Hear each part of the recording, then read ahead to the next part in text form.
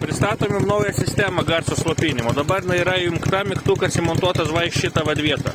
Tai va, štai taip dirba motociklas, gan tyliai, dusliai, neviršiant jokių normų. Bet jeigu mes dabar mygtuką įjungiam, pamatysit tuoj, kai pradeda keistis garsas. Ir va, matot, pasikeitė. Režimas jau išjungtas tylusis. Visai kita garso sistema, ne?